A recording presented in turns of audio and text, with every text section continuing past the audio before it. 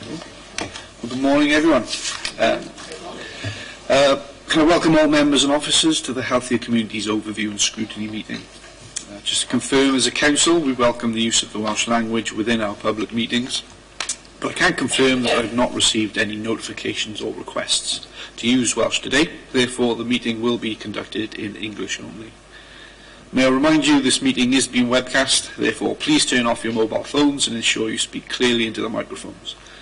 Can I also remind members to sign the attendance register that's in the black folder and confirm if any apologies have been received for the meeting. Any apologies, Chris? Yes, Chair, we've had apologies from Councillor Rose Seaborn. Okay, thank you very much. Noted. Agenda item 2, declarations of interest. Do any members have any declarations to make? Hi, I'd like to declare that I'm currently a student nurse on placement in an Iron Bevan, Blaen y Gwent.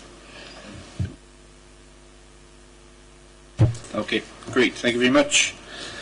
Agenda item 3, the minutes dated 27th September 2018. I have a proposer and a seconder that they reflect a true.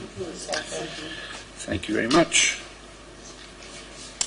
Agenda item 4, action sheet. If I can ask the scrutiny officer to run through the actions on the action sheet. Thank you, Chair. The only action there was regarding the recommendations from the last meeting on the early intervention to crisis care. I did email out to the committee yesterday the responses that have been received on those. I appreciate a short notice, so if you do want to review those and let me know if you have any issues or comments to feedback, and I'll make sure that the Chief Officer will get those through. Thank you. Thank you for that. And agenda item number 5. We move on to the main body of today's meeting, which is the report on supporting vulnerable people home first. So if Jill Prattlett is here, which we hope she is, we'll bring her in now.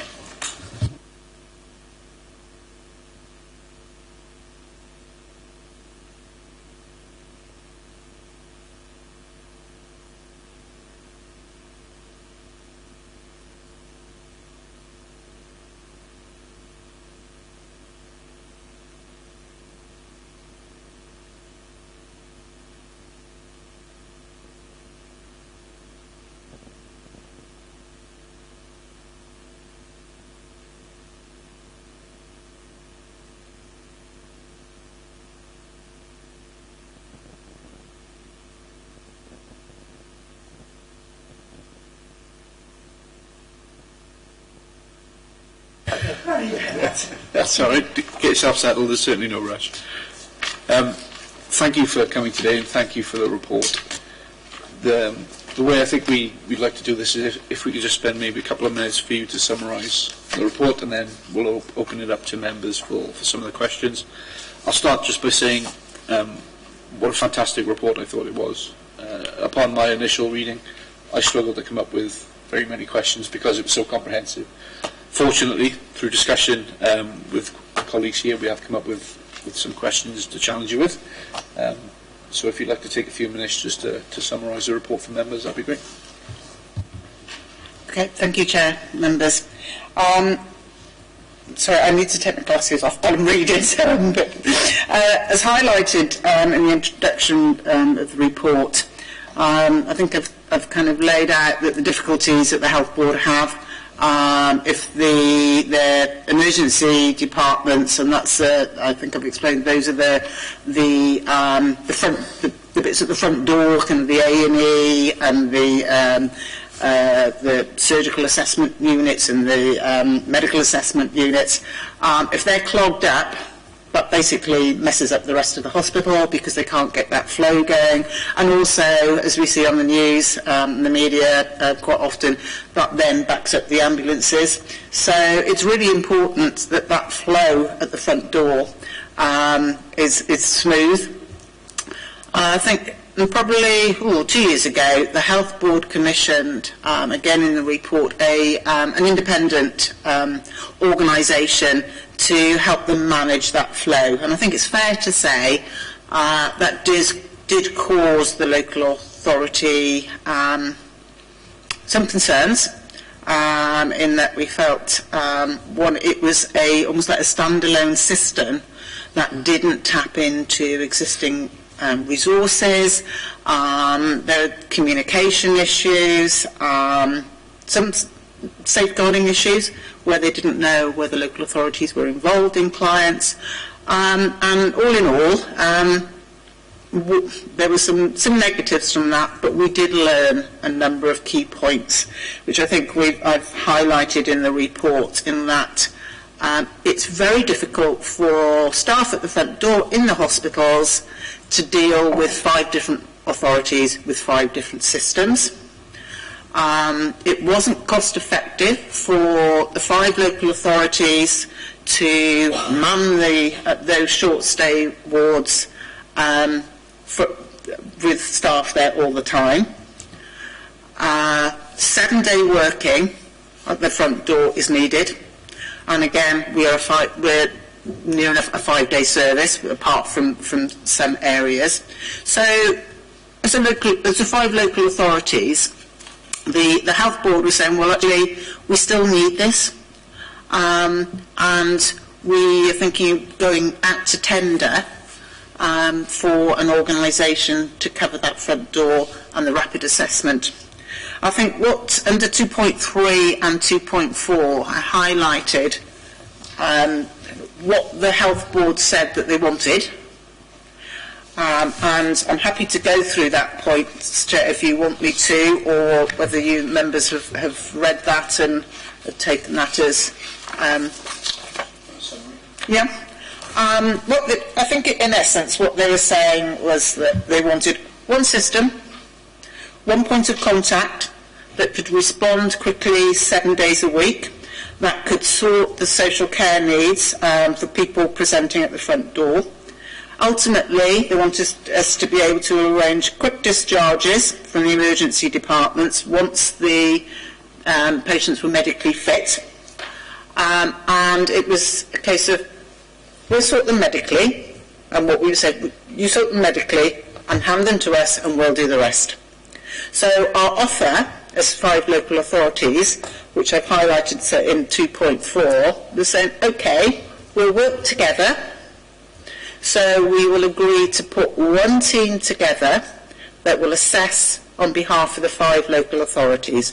And this is something completely new for us, because we have, say new, I've been around a long time, so I go back to Gwent days where we used to do that. But certainly since local government reorganisation, so a long time, we've operated 5 different systems. So we work together as 5 authorities, so how can we do that? We agreed that we would have rapid assessors both in the Royal Gwent and Neville Hall, the 2 distinct areas that we're starting with, and that we agreed that that Newport would host the rapid assessors, and the rationale for that was so we're looking at people both in the Royal Gwent and Neville Hall. The most acute pressures are in the Royal Gwent. And just the nature of where the Royal Gwent is in Newport, there are higher numbers for Newport residents. And it was purely about the rationale around that. Obviously for Torvine residents, we have some residents that present to Neville Hall, and we have some residents that present to the Royal Gwent. So we're kind of covering both camps really, whereas you would have Blaenau Gwent and Monmouthshire residents tend to go to Neville Hall. Caerphilly, they do go to the Royal Gwent, but they also go to Prince Charles, so that's another split there. And so it seemed to make sense for the rapid assessors, as I will refer them to be hosted in the Royal Gwent, by Newport. We said, well, actually, in order to respond, that's great that we'll have rapid assessors there in the hospital, 8 till 8, 7 days a week, which is what the health board are asking for. But obviously they need pathways then into the local authorities, and I think as part of the pack there was a flow chart which would then identify what happens in the hospital and then what is the flow from the hospital into the local authority. So what we said as local authorities is that actually we need that additional care support to ensure that if somebody in the hospital is seen by the rapid assessor, within that 4 hours, has got the referral in, been assessed, and that person, they're looking at that rapid discharge, and that person needs care support, we need somebody in the nicest possible way to catch that person at the other end. We need somebody to support that person. So we said we need some additional care support that's dedicated to this, so that we will have slots identified for the hospital. So we will keep those free so that we can ensure that we can pull those clients from hospital. So through those negotiations, so that's probably what 3-minute discussion. Took us quite a long time to get to. As you can appreciate, we're 5 sovereign bodies, we have 5 adult services department, all work slightly different, but we all work very well together. So we agreed what we needed and actually pulled that together as a bid to go into the Health Board, which then they could include in their transformation bid to Welsh Government. So that is one of a suite of pilots that they're trying as part of the transformation bid, and supported by the leadership team and the regional partnership board. That was agreed, and then that went forward to the Welsh Government, which was then agreed. I think that was a very whistle-stop tour of what the Health Board wanted and what we returned as a local authority offer from that. The pilot started in Neville Hall Hospital on the 5th of October, and if I'm absolutely honest, probably in hindsight we shouldn't have started on that date, but we were keen as local authorities, and the Health Board were desperate, basically, to keep that flow going. The previous provider, independent provider, that contract had stopped, and they felt that they were seeing some negative impacts in Neville Hall with nothing in its place. So we started that pilot in Neville Hall on the 5th of October with still waiting for confirmation from Welsh Government that the transformation money would be in place, although we were hearing very positive comments from Welsh Government that it would, so that they felt it was a very good collaborative bid. We had no permanent, obviously with no money in place, we had no permanent staff in place, we had no manager in place. It was purely the will of the local authority to say, look, we know you as a Health Board are under significant pressure, we will see what we can do. And we put together, between the 5 local authorities, a rota of 7 days a week for staff being pulled from the 5 local authorities to ensure that we had that cover in Neville Hall 7 days a week. And that in itself was a challenge to ensure that different staff were then briefed, different staff then had to ensure that their communication was absolutely robust from one shift to the next.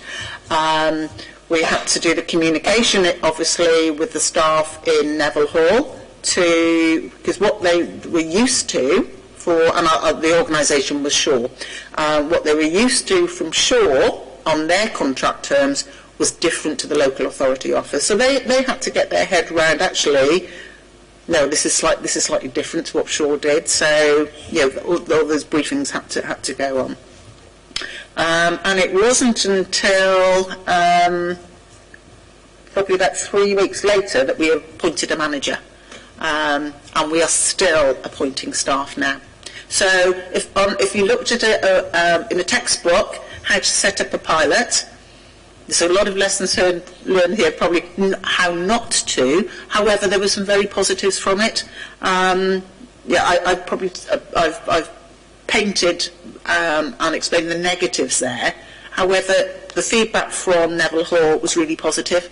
And the activities on the weekend, as you see from some of that data, was really positive. Discharges were happening, which is what at the end of the day, the health board wanted and needed. So I said, whilst there were some negatives, certainly I think that engagement and that partnership working of somehow we'll make something happen, and it did happen. That then went on to expand to the Royal Gwent, which started on the 1st of November. I think I acknowledged in the report that the amount of data that we've got is really limited. And the data here, actually we have the data from the previous week that comes out on a Thursday afternoon, and I do apologise that I did try and get it for this morning, but this data actually only goes up to the 11th of November, but it does include some of the Royal Gwent, and I'm sorry I couldn't... Okay, 1, 2, 3, 1, 2, 3, 4, 5, I think is that enough? I've got plenty here if you want some more. So what I'll do, Chair, if that's okay with you, is take you through some of the points in the report about some of the lessons from that early 28 days, but incorporate some of the later data as well. Is that okay? Okay. So, from the information in the original report, bear with me. So that's covered under 2.8, 2.9 and the Appendix 2, I think. Appendix 2, what I've just sent round now is kind of an update on the Appendix 2. Is that okay? So, initially when I wrote the report, to say purely the data was on Neville Hall, and there'd been 42 referrals. There've now been, up to the 11th of November, there have been 97 referrals. And in the original paper, I was saying that 69% of those original referrals from Neville Hall were fit for discharge, and then 62% of the total number of referrals had been discharged. When I've looked at the data, the latest data, it's still coming out as, out of the 97 patients that we referred, 69% were fit for discharge, but actually, of the total of the 97, only 53% were discharged. Does that make sense? Does anybody want any... Chair, is it all right if people ask, if members ask if there's any questions on the data? Please ask me as we're going along. From a Torvine perspective, there were 21 of those referrals out of the 97, so that's 22% were for Torvine. I do have a question on that. Yeah, actually. sure. I would have expected to have seen an area like Newport have a significantly higher figure than Torvine. Why do you think Torvine's is so close? Because we only started in the Royal Gwent on the 1st of November, that's where the majority of Newport residents would present. So this is a total figure that would include the Neville Hall figures. So there would have been that initial period when we were operating in Neville Hall, and I think in the appendix that you would have attached to this, you'll see that the majority of the activity is Blaen and Gwent, Torvine, Monmouthshire, and I think there was one Newport resident, and there was Paris. There's a few from Paris. So that the data, the updated data, obviously it was only 2 weeks or so from the Royal Gwent, well 11 days from the Royal Gwent, where I would be expecting now for those figures for Newport and Caerphilly to be increasing. Is that okay, Jim? Yeah.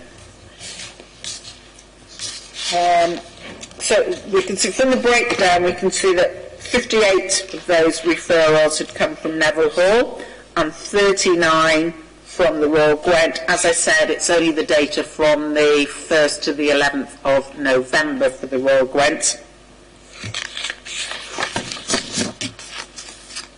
And I do appreciate that I've only just circulated this, so I appreciate it's a lot of data that's just been presented.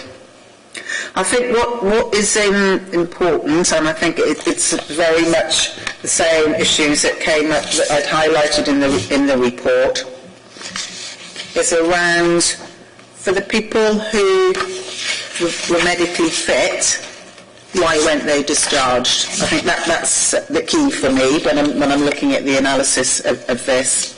And as I said, I know that some of these figures don't add up to the total, and that's because I think there was 2 that was not recorded, so we do have a gap of 2 people for the whole of the data. But the reasons, there were 3 people not discharged in Torrine, and those reasons were that one of the patients had been deemed medically fit and could have gone back out from the emergency department, but they actually resided in a residential nursing home in Torrine, and the external provider wanted to come in to assess that person to see that they could still meet their needs. Now, I can understand them in some ways wanting to do that because they have a regulatory requirement from CIW to ensure that they could meet that person's needs. However, I think there is a piece of work that we need to do with providers just to kind of to communicate the importance of being discharged from hospital promptly, and if somebody has had a significant event, which means their needs have completely changed, I would suggest they would normally be admitted to hospital. Somebody's had a really bad stroke or something like that, but for somebody to be turned around in 48 hours normally indicates there have been it's been a small incident, they've come in, they've been treated, and they can go back out. So that's a piece of work that we need to do with the providers locally. There was one discharge not signed off by the doctor. Oh, sorry. I need to put glasses on. We'll just go back to now where it's first began, the 1st of October, the survey started to the 11th. Going right down, patient is homeless and feels that this poor mental health results in intentional acts of harm to himself could be avoided if he receives some support. In that 5 weeks, 9 presented. So what support do you feel that should have been assisted to him, or is it that no organisation or council working with this homeless person with mental health issues? Why did he present himself and saying that it could have been avoided if support was given?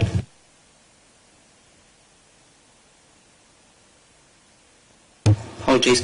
I don't know this actual individual because he wasn't a Torrine resident, but what I would suggest is that normally for the support that a client like that would access is certainly through voluntary agencies, through Mind, but again, what I don't know for this person, because if you presented on the weekend, the support services tend to be 9 to 5 as well. So I guess that's for me.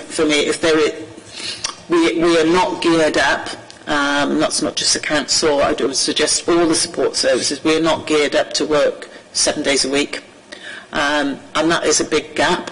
But to try and go from 7 days, to go from a 5-day service to a 7-day service across all organisations, I would suggest is going to take years, if I'm absolutely honest, because just the nature of the costings and everything else, and the austerity period of austerity that we're in. But I'm certain I could ask for details of that, not of the individual, but the circumstances, and try and get a bit more information. I'm sorry that I can't give you that information now, because where it's a Torrine resident, I obviously would dig a little bit deeper but where it's not his or my resident, I haven't got access to that information. But normally it would be from the voluntary agencies. They may, I don't know, they may have been known to the mental health team, in which case they would follow up. Because one of the things that the rapid assessors will do is, because they're all local authority employees, we have an agreement that they can access the database, whereas when we had before, the external agency couldn't access the local authority database. So we have protocols in place, which we already have in place through the emergency duty team, that those rapid assessors, when they have a referral or they're on the ward going, actually identifying clients, that they will check on our databases, first of all, to see whether they're already known to the local authority, because if there's already something in place, they need to know that information. If there's any safeguarding issues, they need to know that information. Or if there's any contingency plans, they need to access that information. So for that individual, if they were known to the adult mental health team, that referral would have gone through, or they could have connected to some of the voluntary agencies. But to say, I haven't got the detail because it's an individual case, I'm sorry. I can appreciate that, thank you, but you can see where I'm coming from. Yeah, absolutely. If support wasn't put there if there's no support there for that person, and he's talking intentionally harming himself, and he's discharged, he's homeless, where would he be sleeping? You know, he could be moved around. Yeah. Again, it's only in the Royal Gwent though, that there is a homelessness link worker. Again, it's Monday to Friday. That's supported through Lighthouse, who's an organisation that works with homeless people. So they do link with people in hospital so that they can support. And obviously, the rapid assessment team will also refer direct to our homelessness officers within the boroughs. So they can make it, again, so unfortunately it is Monday to Friday at the moment, but that person can make a phone call to the homelessness officer in Torrine, and they can actually make an appointment. So when that person's leaving hospital, they can go direct to the and link up with the homelessness officer, who will be able to provide some support. Is it around, because I think there's two issues here. One is around this person's homeless, and one is around his mental health. So how do we bring both those elements together? And I think, to be fair, I think they've got some excellent skills within the housing division as well, of dealing with... Yeah, okay, apologies. Because I found it alarming. There's no support, sorry.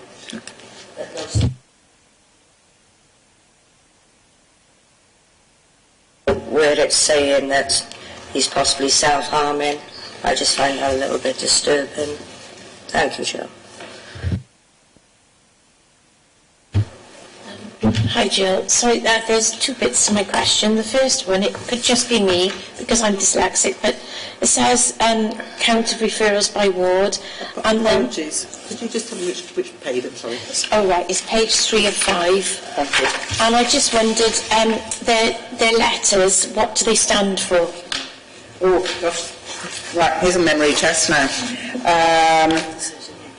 Right, EAU is Emergency Assessment Unit, ED is Emergency Department, CDU is Clinical Delivery Unit, MAU is Medical Assessment Unit, Short Stay Unit, EFU is Elderly Frail Unit.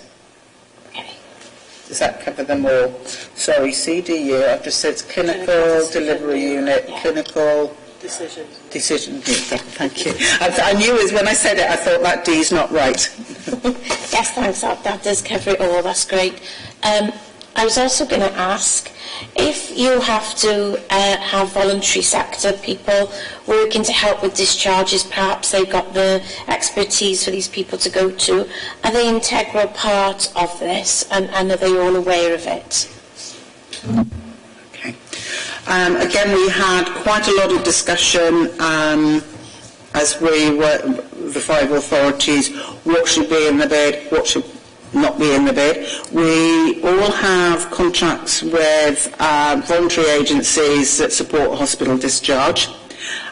So that has been communicated so that the referrals, if there's, what we have to get the balance of, we don't want too many people in what we're hearing from the hospital. They don't want to be inundated with people on the wards. Some of them are quite small, with maybe 6 beds, so you don't want people kind of, you're up there with handling them all the time. They want one person. So it's about, for us, it's about the flow from hospital and who can the rapid assessors know who to contact. So that we do have, all have contracts, the 5 boroughs have contracts with the voluntary agency about hospital discharge, because that tends to be around settling somebody in, although we wouldn't, for somebody who's been in a maximum 72 hours, it tends to be they've come in and there's an emergency, so it doesn't tend to be the stuff around the shopping or warming the house back up, but those things can be checked out as well. And also the Welsh Government has just awarded a contract to Red Cross.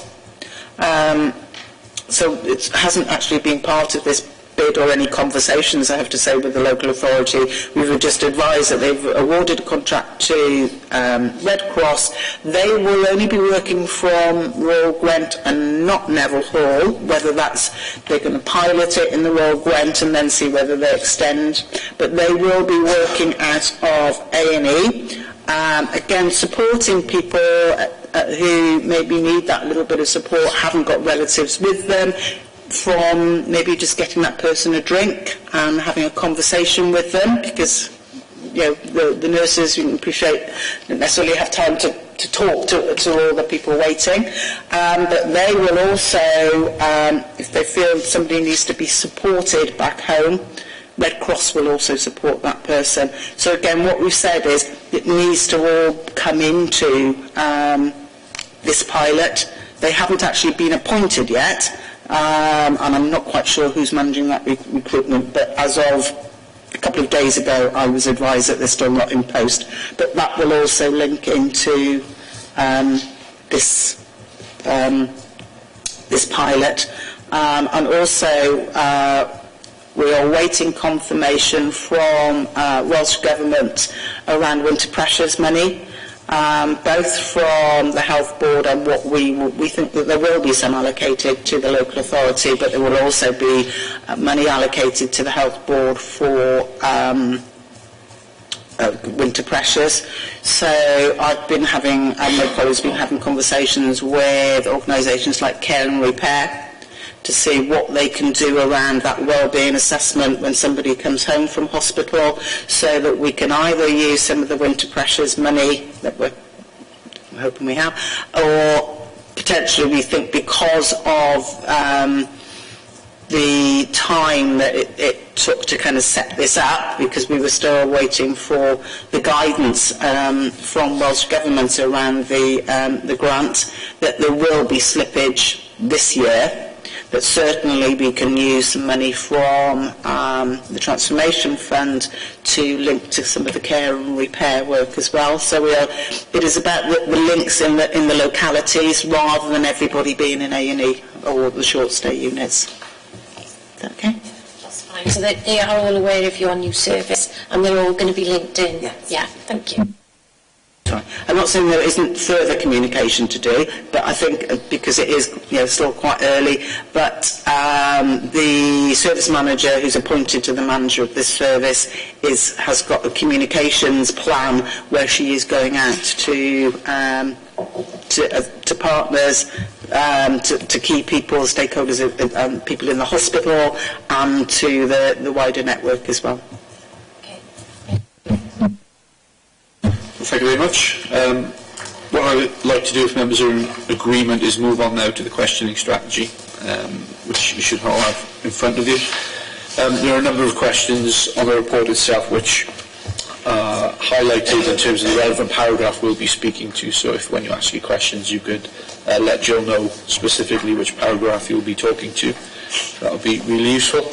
I'll start off with the first question, which is for the paragraph on point 1 we talk about an ageing population increase from 600,000 in 2013 to 900,000 in 2037. For Torvine's element of that, what are we doing to prepare for that increase? Some members round the table might be aware of the work that we've been doing within adult services around our transformation programme, which we comes under the banner of Design to Deliver.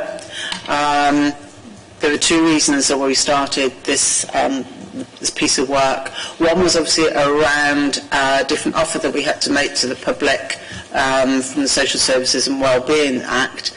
And the other element is how do we manage that increased demand at the front door with either the same resources or less resources, was a question that we were asking ourselves.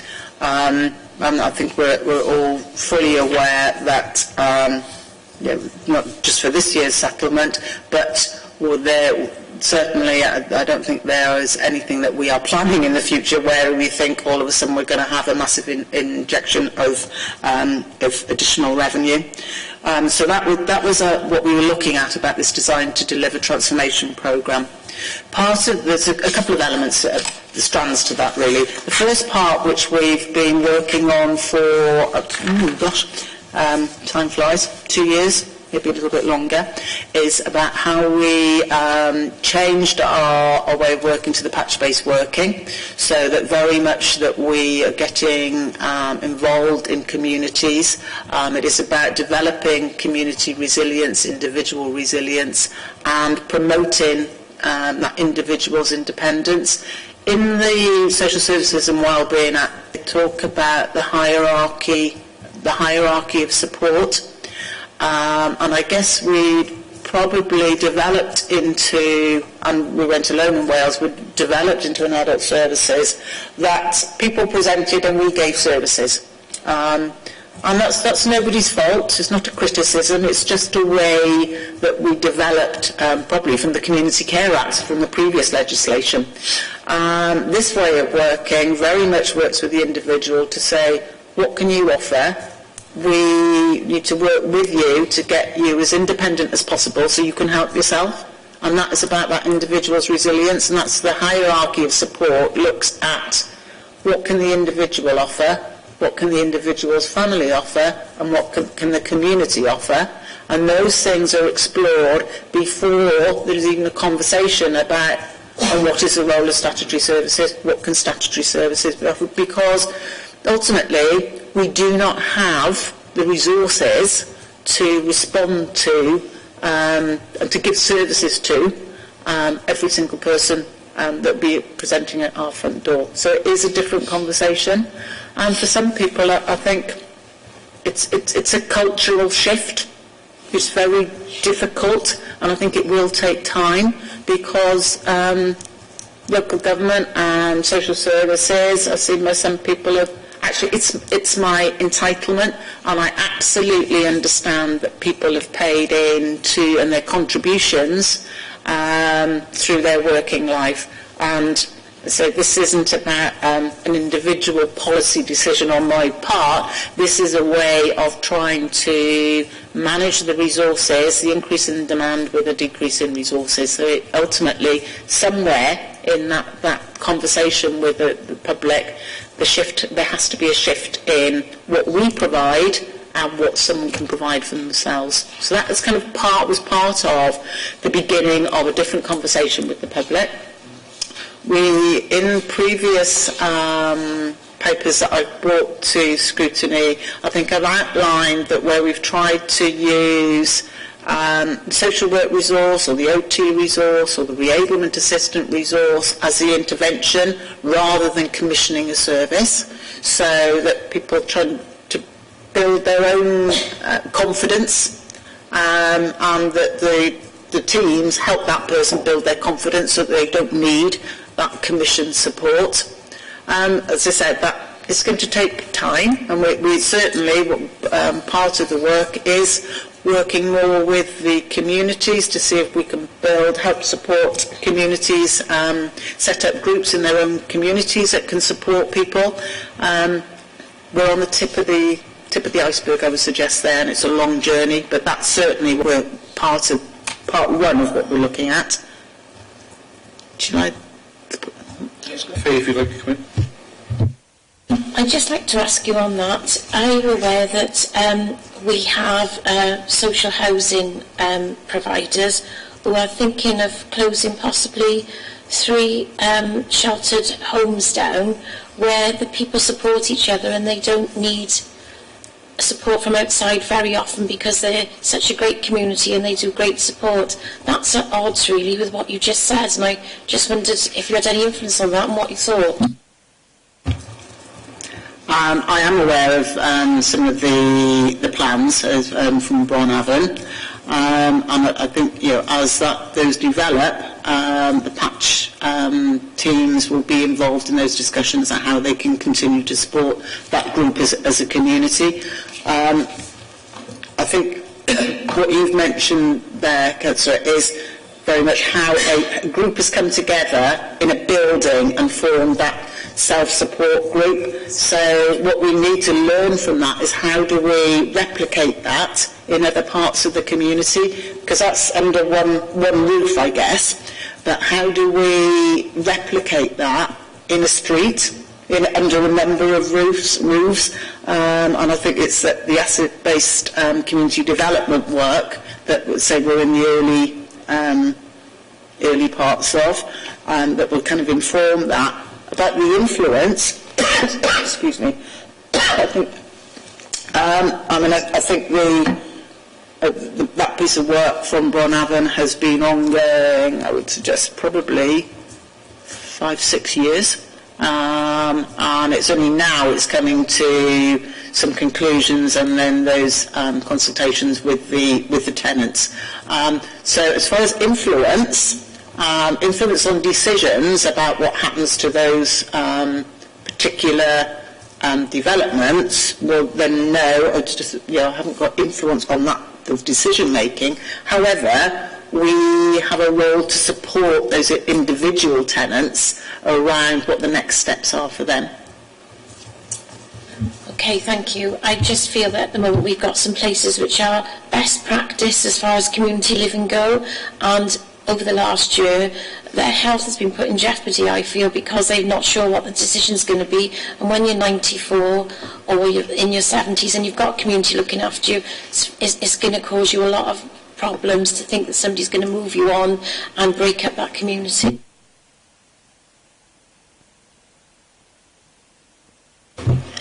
Regarding Bronavon's looking at decommissioning the 3 complexes, within my complex in Pennygarn we have a strong community hub in there, and as you can appreciate, throughout the country we have a great rise in loneliness and depression and anxiety within our elder persons. And I can appreciate, if this goes ahead, the support that you will put in, but you're not going to be able to create the companionship, the togetherness that they all have there, and this is what I'm afraid of. I've got a 96-year-old gent who has been there for 36 years and is expected to move into another property, into another area. It's totally unacceptable, and we need to be addressing, and like you said, if this goes ahead, support will be put in place, but you're not going to create the support and the togetherness that they've got there now. I agree that loneliness and anxiety and people's well-being are really important. I can't answer for Bronavon, sorry. Obviously, that's out of my remit, and I'm sure that you have shared your concerns with Bronavon, but I'm sorry, I can't respond on their behalf around what their plans are as well. Thank you both. What I'd like to do is just bring us back down to the Home First questions. While those are important issues, if I could ask... Go ahead, sorry.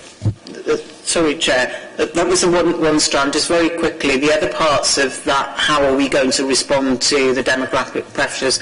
We are also looking at how we're also looking at revamping our domiciliary care strategy, our bed-based strategy, and our day opportunity strategy, because again, we need to be more creative about how we provide support. Not only have we got the demographics, a bit of a ticking time bomb of more elderly, complex people presenting to us. If you also look at the age of carers who normally provide that domiciliary care, there is a reduction. So we've got an ageing population and a potential workforce kind of coming like that. So we've got a little bit of a double whammy.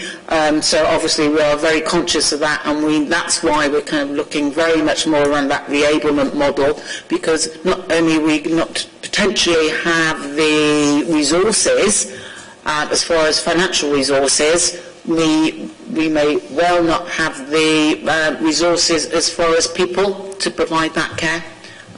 So it's very much something that we're conscious of. Thank you. What I'd like to do is skip question number 2, if that's okay, and go straight to question 3. I'll ask Councillor Jones if you could go for that.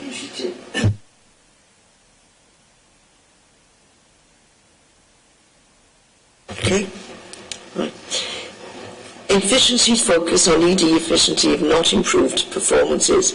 What are these initiatives, and has any analysis taken place to see why they haven't worked? I'm very sorry, I didn't quite get that one yet. I've got a little bit of an ear infection as well, so I didn't. Between your ear infection and Janet's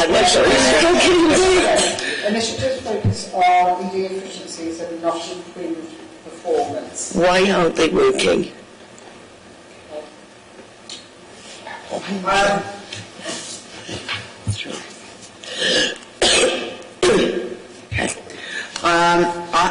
I haven't, certainly I attend the meetings of the Health Board quite regularly.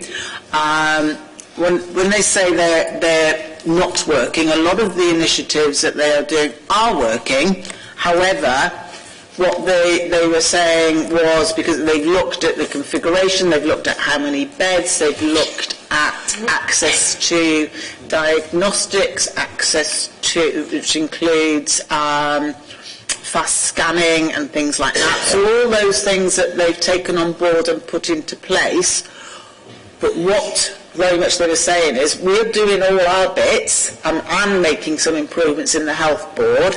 However, it's a social care bit that's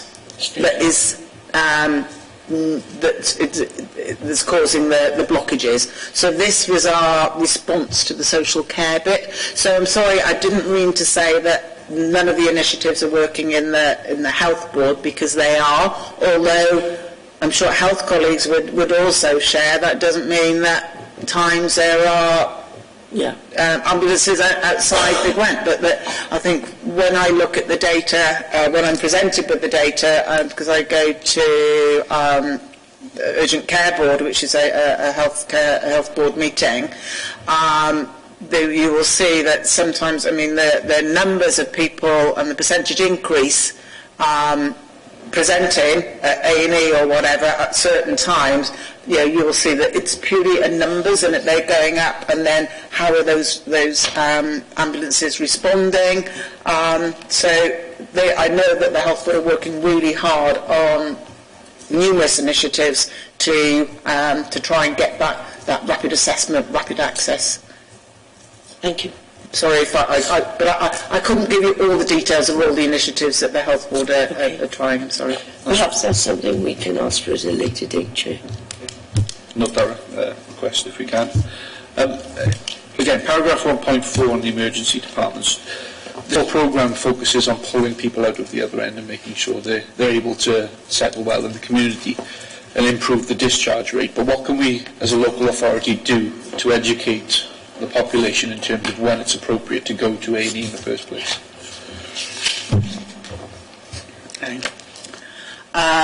Part of the data that we will be collecting actually is about how did people get to the short stay units in the first place? How did people get to A&E? Did they call an ambulance? Did they go via their GP, and was it the GP that told them to go to the hospital, or did they get there by their own transport? Because I think it's important to, because part of this initiative is, and I think it does relate to your point, Chair, is yes, we can support people to turn around quickly at the front door, but if we can understand better, could we have stopped them going to the front door at the same time instead of that? Then that's even better. So we're looking at that data. How do we change people's behaviours and not going to the hospital? I mean, I think there is a role for Welsh Government. For us as Torfaen, it's a much bigger picture. I think it has to be a national campaign, and I know that there are campaigns, and you will see regularly through the media, through poster campaigns. Do you need to be here? Think about that. I know that the Health Board are looking at their GP contracts, because what we're hearing people say is they're going to the hospitals because they can't, and I'm saying this anecdotally now, I haven't got the data in front of me, but certainly I've heard it a number of times. People are going to the hospitals because they're saying they can't access their GP. So they are looking at GP contracts. They're looking at this is the primary care division in the Health Board.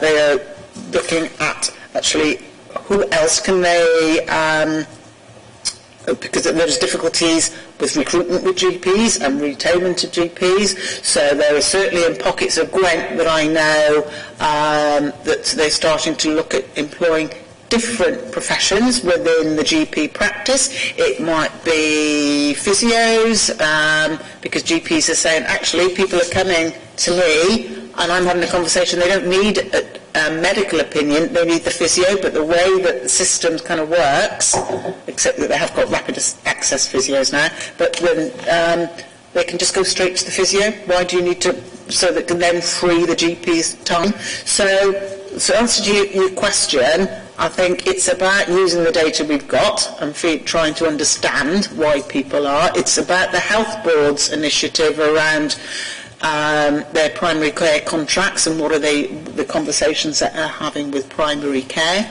I guess it's all our business as individuals to think, do we need to go?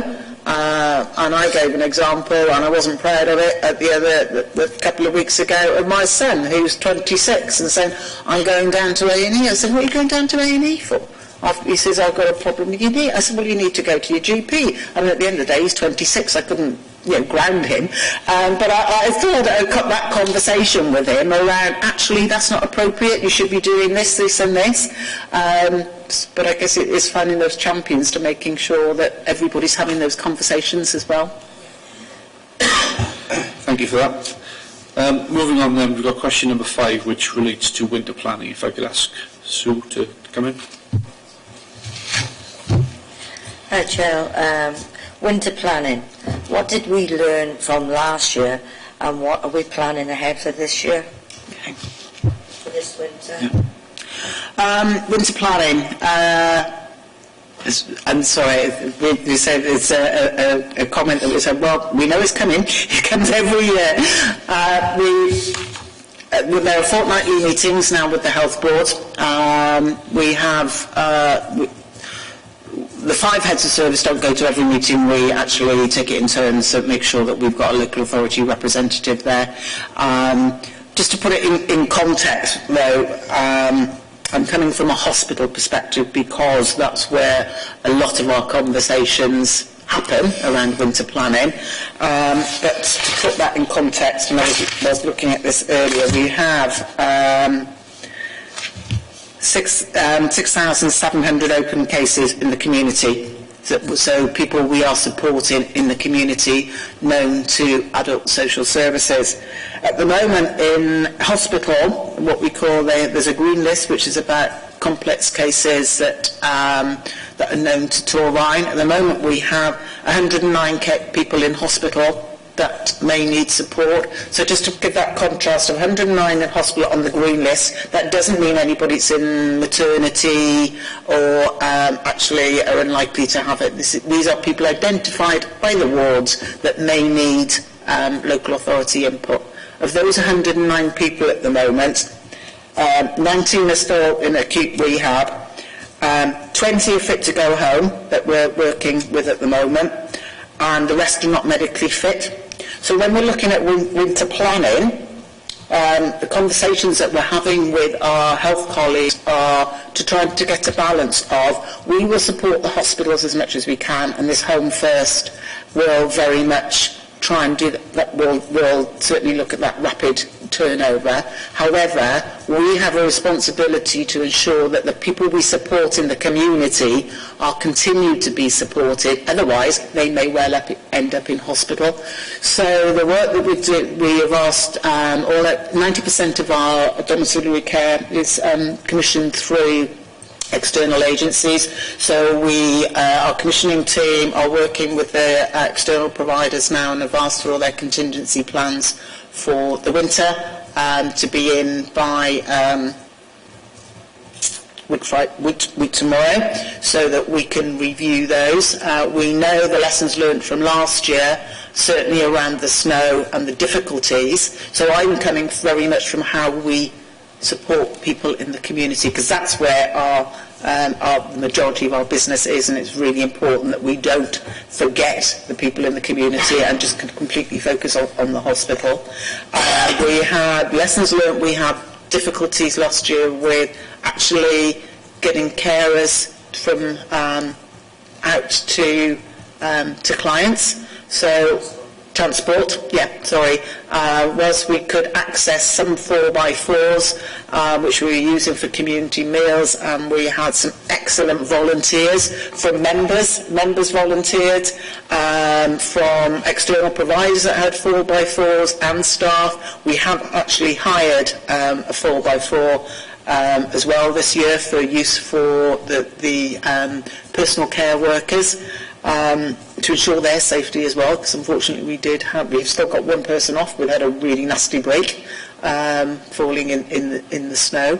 So we're looking at contingency planning for how we continue to support people in their communities. We're looking at how the staff have transport and getting staff into work as well, because we're lucky in that the majority of staff from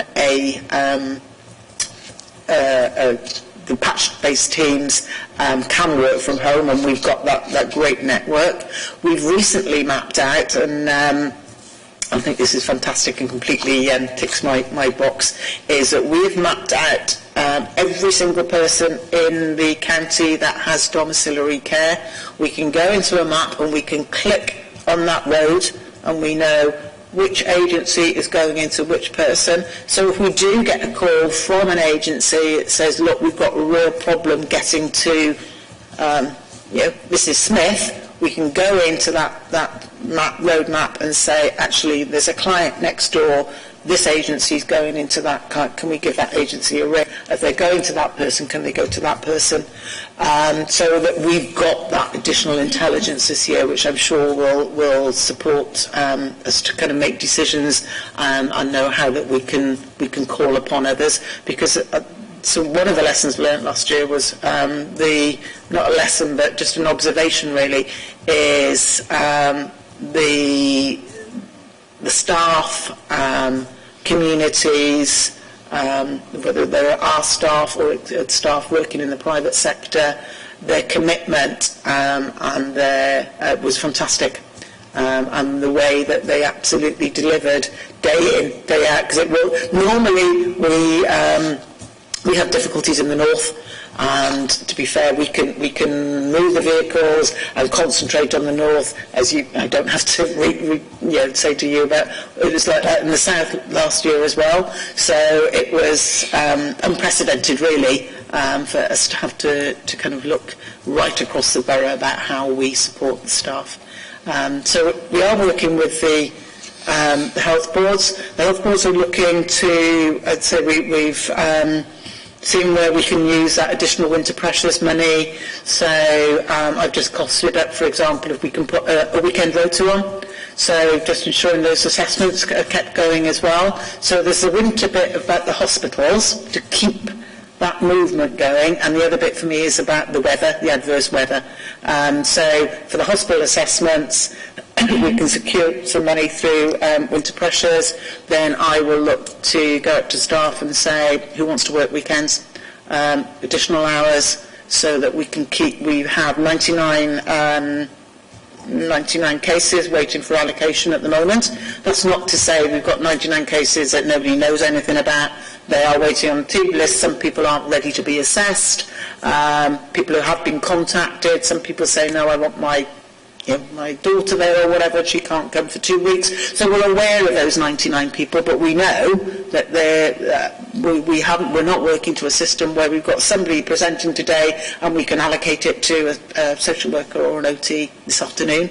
So we're managing that on there. So we've actually got a rise now then with this in figures with Morsable, where was it 109 and now there's a possible 99 that's waiting for assessment. Sorry, the 109 is, you pulled 109 from? Well, we were just talking now with adult services, we got 109. Oh, sorry, I checked the figures today. They've gone down to 99. Oh, sorry. That's okay. Sorry, that's from this morning. So I do check every day when I come in what we've got waiting and what the caseloads are and what the movements are. Thank you for that. If I can ask Mike Jeremiah to go through question 6, please. Morning, Joe. With the 2017 and 18 saw a high level of escalation at all hospital sites due to the pressures across the aged care system in Gwent, with the highest volume of attendance at RGG and NHHED for 9 years, contradicts the statement in 1.4 attendance at E&Ds remain general statistics.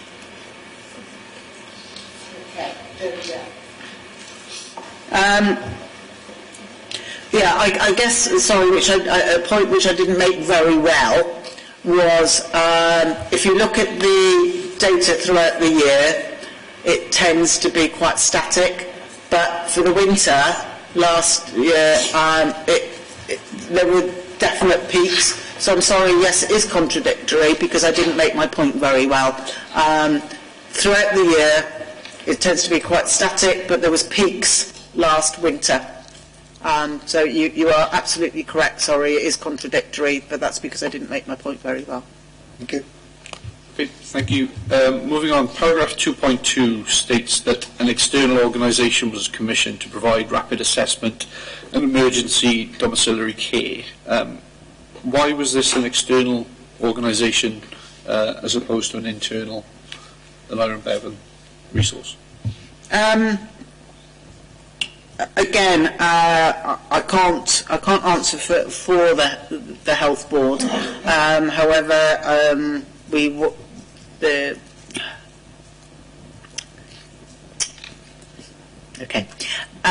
it was certainly not something that the local authority supported. We were made aware that the organisation had approached the health board to provide the service, and it was a service that would help in the points that the pressures that the health board had identified. We did have early discussions with the health board to suggest that that maybe it wouldn't fit with our existing systems and the existing resources. However, I think the health board felt at that stage that they just wanted to they wanted to pilot that to see what difference could be made. So obviously, and that's entirely a health board's prerogative to do that.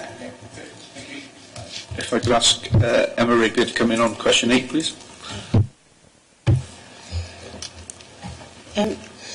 If you look at section 2.3.2, provide a single point of access for the clinical teams in order to expedite discharge assessment, how will this system interact with the frailty pathway, community frailty service? How is that service performing?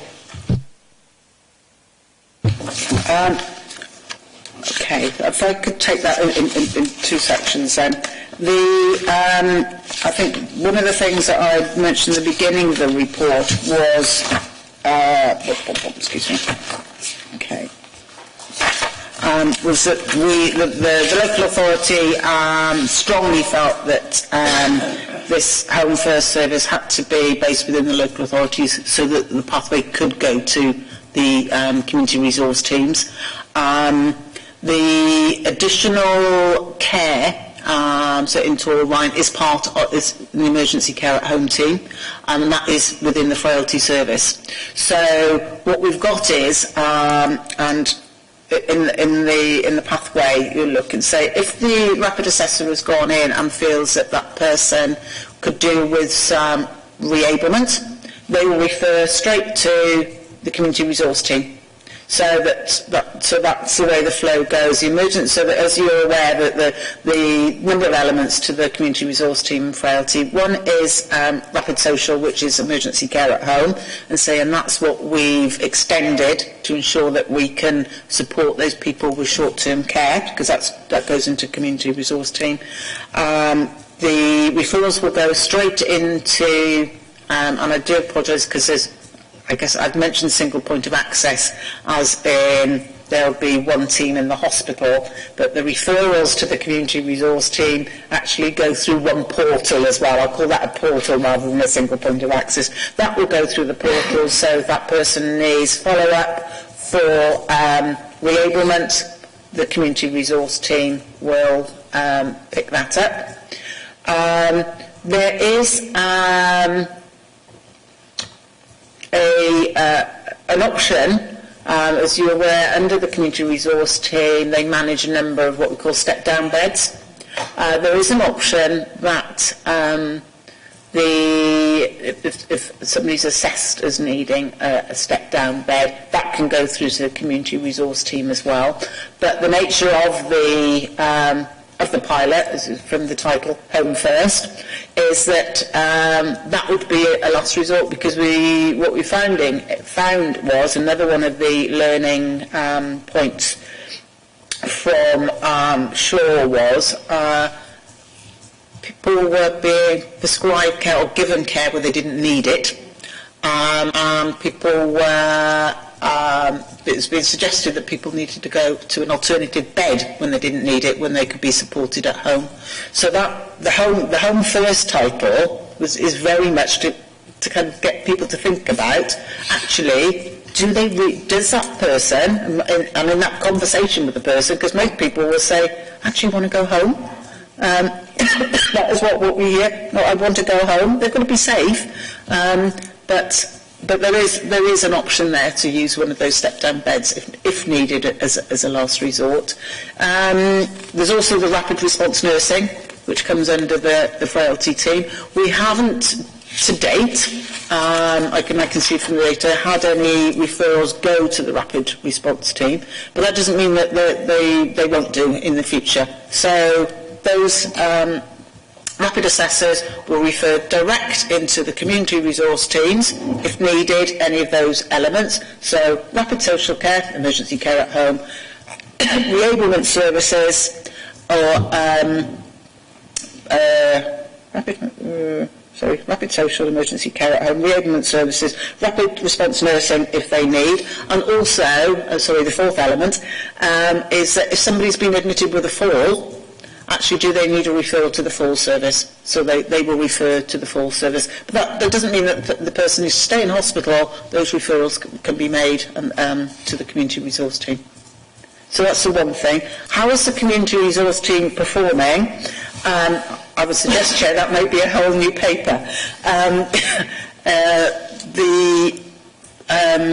Yes, there's a lot of data on the community resource teams, and there's a lot of positive initiatives, certainly in Torrine, community resource team of setting up new clinics in Cedar Ward on County Hospital, and actually it's been identified as best practice, so that that's been rolled out into the other community resource teams.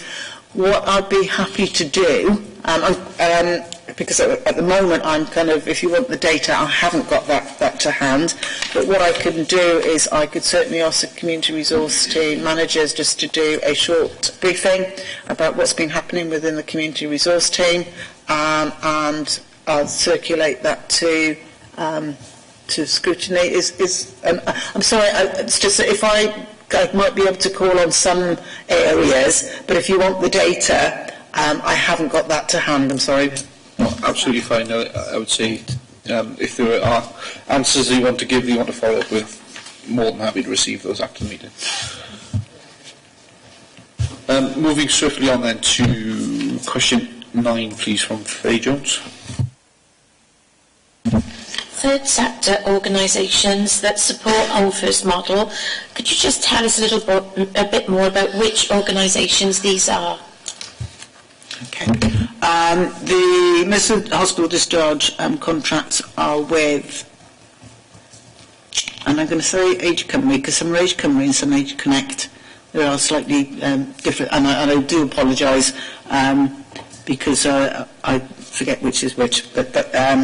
So certainly there are hospital discharge contracts in place for each of the 5 local authorities. So it tends to be around Age Connect. Within Torrine, we also have a contract with Red Cross, not specifically around hospital discharge, but short-term support. So it does link.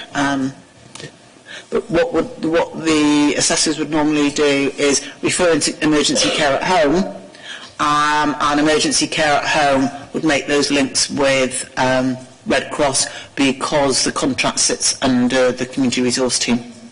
The care and repair, I've mentioned care and repair. Lighthouse, if there's housing initiatives, but again, if somebody, and I absolutely appreciate that one case which I will follow up on, but for the majority of people, they may have a housing issue rather than a homelessness issue, which is different. And if there's a housing issue, somebody is waiting rehousing, but they've only been admitted to a short,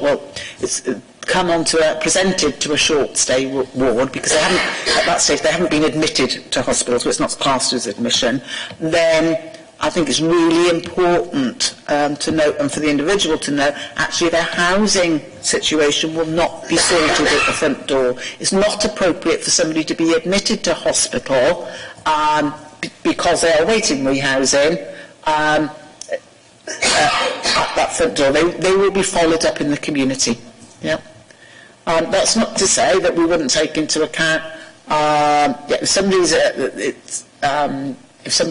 and I'm going to do an extreme example here. Somebody's come in because, for example, there's been a fire in their home. That's different because that's an emergency and we would respond to that. But for somebody who's needs rehousing, has been on the waiting list for some time, that isn't something that's going to be sorted at the front door. But those links will be made. Okay, thank you. Okay, next question then will be number 10. I'll ask members if, because the answers coming back are quite comprehensive, if you identify questions that you feel have already been answered, don't be afraid to highlight that and say, I'll pick another question, just for expedience sake. So, question 10 then, please, from Constance. Thank you, Joe. Why are the discharge numbers been set at 10 to 15? And why 10 at Newport and 15 at the Gwent? Please. There were, simply as there were numbers that the Health Board came up with, the activity in the Gwent is a greater activity in the Gwent than there is in Neville Hall, and that's where there tends to be more pressures around ambulance waits and things like that. So purely, that's what the health board said that they wanted. So again, I think in the pilot or the work that Shaw did in Neville Hall was based on 10. They felt that 10 in Neville Hall was where they needed to pitch it to keep that right, to get the flow right. So because the pressures in the Gwent are greater, then they increase the number from that. I don't think, if I'm honest, it's anything more scientific than that. And I guess as we start to look at when we have more data, I said when we have 3 months data, and then we'll start to look at what the presentations are and what are the numbers telling us. Okay, thank you. Thank you very much. The next question I'd like to skip, and we want question 12, please, for Councillor Malsa.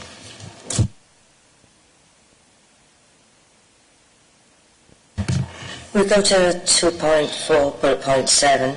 Assessors aim to commence an assessment within an hour and aim for discharge within 4 hours.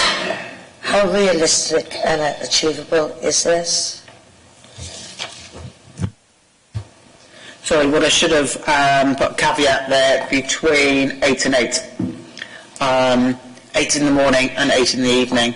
So where it says to commence an assessment within 1 hour, what happens is that the assessors in the morning, when they go into the Royal Gwent and Neville Hall, they will check with who's been admitted overnight. And then they will have conversations with those short stay units, and anybody that's identified, actually, yes, we think that person can be discharged, they will go direct to those wards and start those assessments. So it's absolutely doable, because we'll have people there 7 days a week.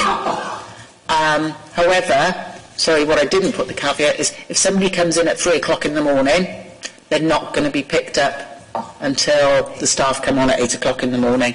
So there is that caveat, it's within those working times. So it's absolutely doable with this model. It wasn't doable before, because if a referral came into Torrine to say we've got somebody in medical assessment unit in the Royal Gwent, and we've got somebody in A&E in Neville Hall, then the likelihood of us being able to deploy someone and get them there within the hour was very unlikely. But with this model, because we've got the people on site, then yes, it is doable. However, that's why we've been very clear with the hospital that it's only these short stay units that these rapid assessment workers are responding to. Because if you open it up to every ward in the hospital, with all the best will in the world, we're not going to do it. So it has to be on the EDs, the emergency departments. So yes, it's doable on that. And then the discharge within 4 hours. And again, what the assessors are geared up to do on that. Does the person need care? Well, yeah. So that they would phone emergency care at home.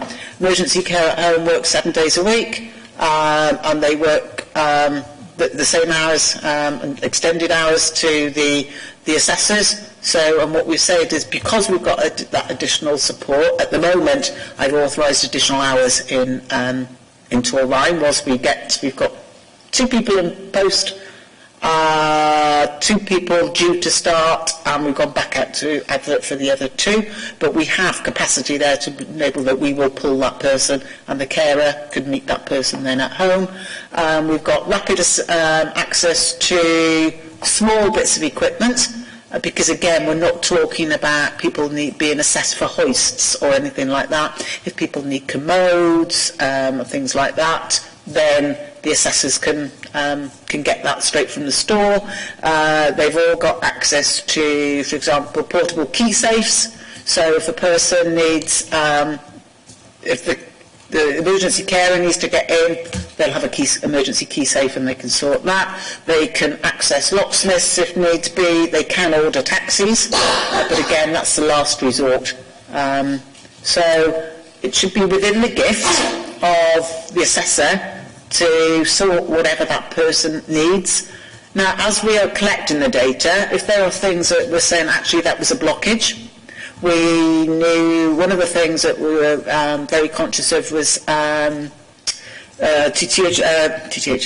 take home medication. So if somebody's medication has been changed, they need access to the pharmacy in the hospital. So we have to look at an agreement because sometimes it can take a long time for a porter to bring medication up. So we have to look at a different agreement for the assessors to be able to pick up, literally go down to the pharmacy in the hospital to pick the medication up. So it's all things like that we've been trying to say, what are the blockages? So we are working through that list, and that's not to say that in 3 months something will come up and say, we didn't think of that. But as that comes up, we'll look at it. So yes, it's absolutely doable. Thank you, Chair. You've answered a couple of my other questions for later, so thanks ever so much. Good stuff. Thank you. Moving on then to section 2.4, bullet point 9. It speaks to taxi transport. How will this service work, and what makes a person eligible for having their taxi costs recouped?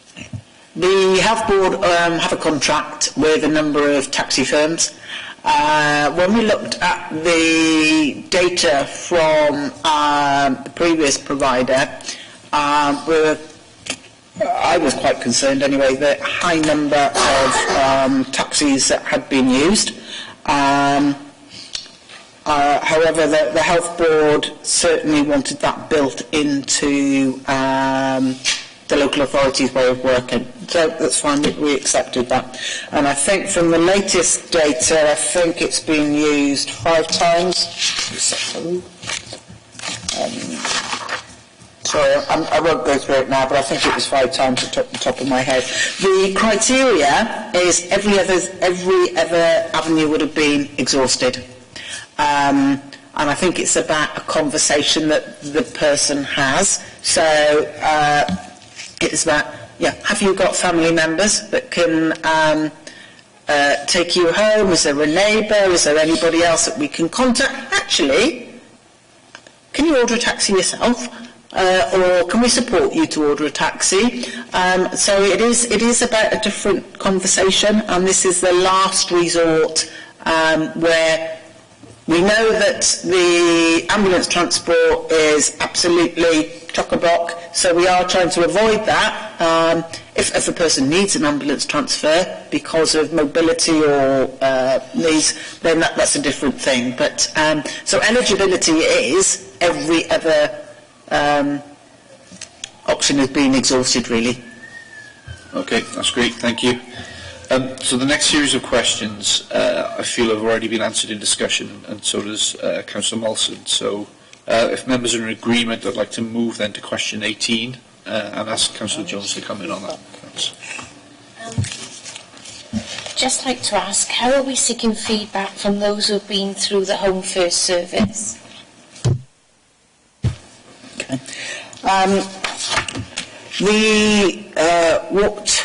When the staff all the staff are in place, what will happen is that there will be telephone contact with the individual as a follow-up call to see did they settle okay, did everything work okay, and that will be collated.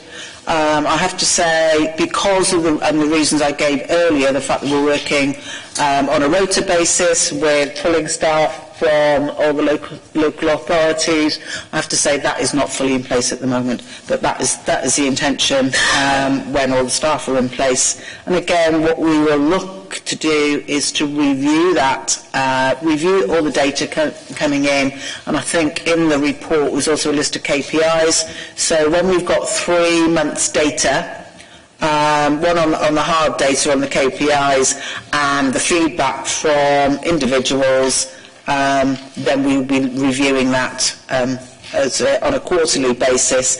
And this, as far as governance, this fits under the Gwent Adult Strategic Board, so that the service will be reporting into the GASP, as it's known as, on a quarterly basis.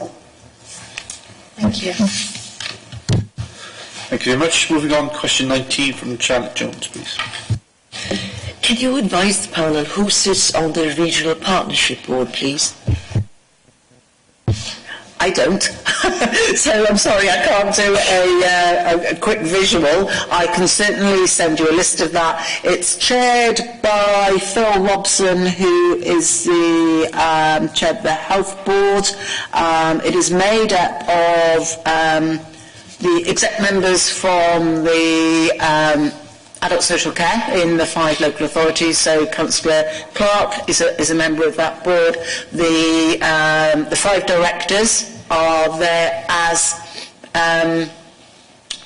they can support. So if there is for example, they don't have voting rights, the chief officers don't have voting rights, they are there to support the elected members. There are members of the voluntary sector, and there are non-exec members from the Health Board. Judith Paget, the chair of the Health Board, is on that board, but I'm sorry, I'm struggling then to get all the names, but I will get the attendance list and membership and send that to Becky, if that's okay to send that to you.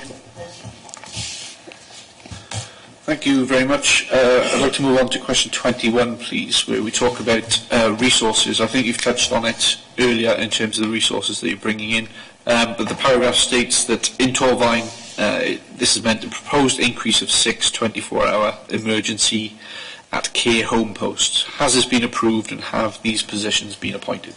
It was part of the bid. 6 24, are they 24-hour posts or 25-hour posts? 24-hour posts, I think. It was part of the bid that went to the transformational funds, so yes, it's been agreed. We did go out at risk to adverts because purely to get the posts filled. As I said, we've got 2 in post, 2 with starting dates, and we're going back out again for the 3rd time to see if we can recruit to the other 2.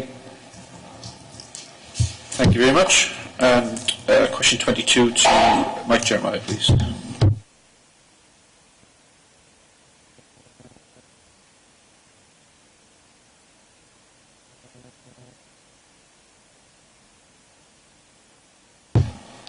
I totally agree. And again, I think this has been a particular issue that we found in the Royal Gwent. There was a morning meeting in the Royal Gwent, and it's called a huddle. I don't know why it's called a huddle, but there was a huddle meeting every morning in the Royal Gwent where senior managers in the hospital look at who's come into the short stay wards, and the wards have kind of sent up who they feel is fit to go home, and they are known as the green complex list. So anybody that's green on this list is highlighted in green. It's like they're ready to go home. So what's happening is that the rapid assessors are then going to the wards and saying, right, we've been told Mr. James is ready to go, and they go out and say, and the doctor's saying, well, and they say, oh no, we've got to wait for the doctor to see them later on because we're waiting for test results. So we are feeding that in again every single day about these are the people that you're saying that are fit. These are the people we've been to see, and this is what the reality is. So again, it's early days, and we're going to take time to people to absolutely think from the wards, because that information comes to the wards, from the wards, is to think, actually, somebody can come down, assess them, and they can do that assessment in an hour, can we turn them around and can they go home? That's what we need. The staff need to be thinking about. And to be fair, in the Royal Gwent, they've never had that experience before. In Neville Hall, slightly different, although there was still a number that weren't medically fit, because they had the experience of Shaw, whereas in the Royal Gwent, it's completely new. So this whole concept of, goodness, it's almost like... dare I say it, that, oh yeah, we'll say they're medically fit because by the time social services get to us, they'll be fit anyway, whereas actually we're saying, no, this is an hour, and they're like, oh gosh, no, they're not ready yet. So it is a way of thinking, of feeding that back in, because we want to get that number, percentage down, and that is something that we'll be monitoring to decrease that number. It's interesting you bring up this, because I've been watching some documentaries on other areas, but I think this practice has already been rolled out in some hospitals in the Midlands area, hasn't it? There are some examples. We couldn't find anything in Wales where it's 5 local authorities working together, which I think why the Welsh Government were really interested in it, because that is very much around collaboration, and I think that was partly, hopefully, it's a good scheme, but for 5 local authorities to agree to work together like that with the health board, that's why I think partly why it attracted they agreed it would be a good bid and supported the transformation bid. Thank you. Moving on then, Councillor Molson, if you could ask question 23. Sorry. 2.9, number of referrals. Going to the chart, it shows that the Saturday has the most referrals, Friday is 11. So why on a Sunday do you think there's a demand more? I don't know. So I haven't got when I say I don't know, I haven't gone through the data to give it that. I've got some thoughts in that actually, is it around GP surgeries not being open? But until we do that analysis of did people self-present or did they get sent in their GPs or whatever, then I can't give you the definitive of why. But I'm thinking, are people presenting because their GP surgeries aren't open? But I would need to.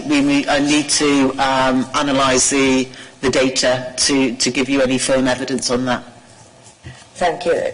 Possibly whether they couldn't get into a GP on a Friday, so that's why they're presenting themselves on a Saturday. Yeah, that's my initial thoughts, but to say I can't validate it at this stage.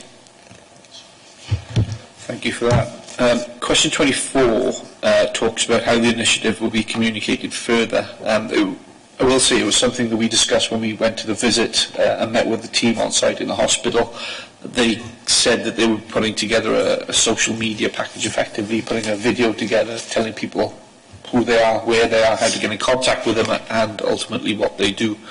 So if members are happy with that, I'll move on and ask Councillor Jones to ask question 25, please.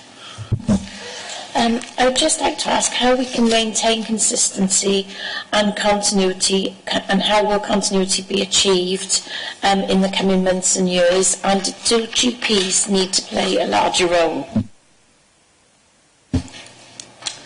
If I think about the consistency and continuity, I think, as I've already highlighted, we have had some challenges being operating on a rota basis from 5 local authorities, and I think when we have that core team in place, then I think we'll be sure that we've got that consistency and continuity, because we will, whilst we would ask members of staff to express an interest of where they would prefer to work, because just really around their travel to work, there would be an expectation that people that may be in the Royal Grant, if there's pressures in Neville Hall, they would need to go to Neville Hall. So that's how we would get that consistency and that continuity.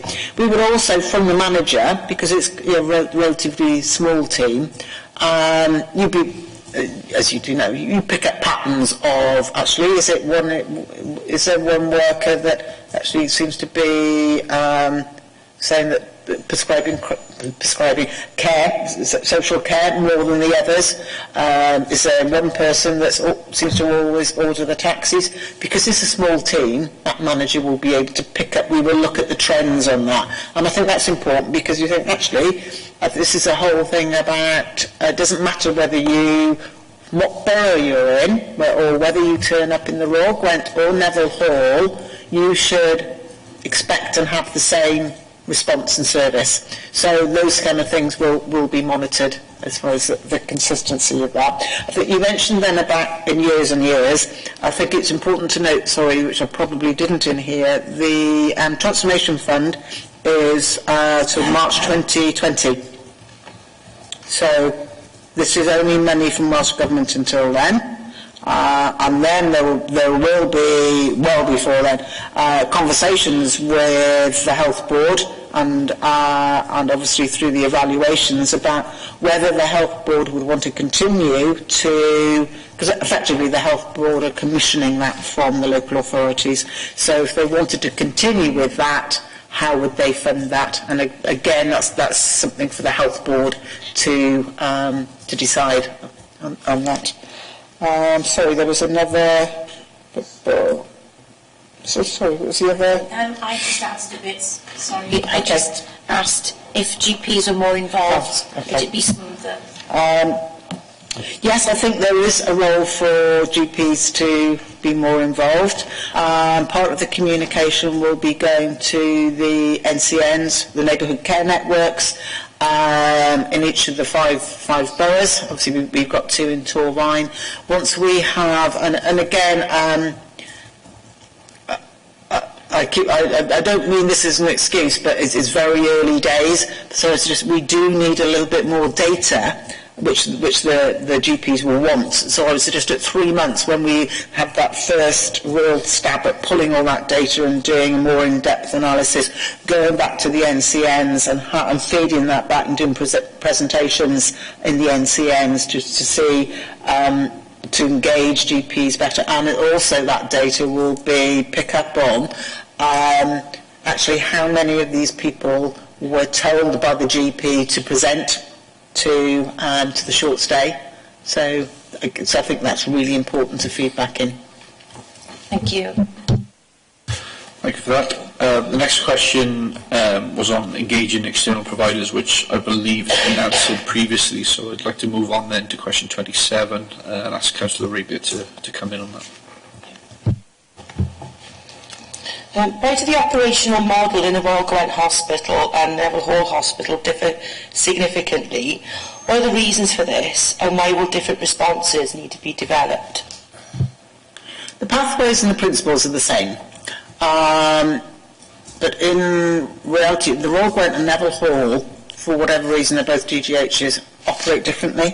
I think it's historical in that there used to be 2 different trusts, and I know I'm going back a while, but some of that practice of 2 different models is still embedded, and I find that quite fascinating from a local authority perspective, and it's something that certainly health colleagues, I'm sure, would confirm, that they operate differently in different hospitals. Culturally they're different, even though the roles are the same.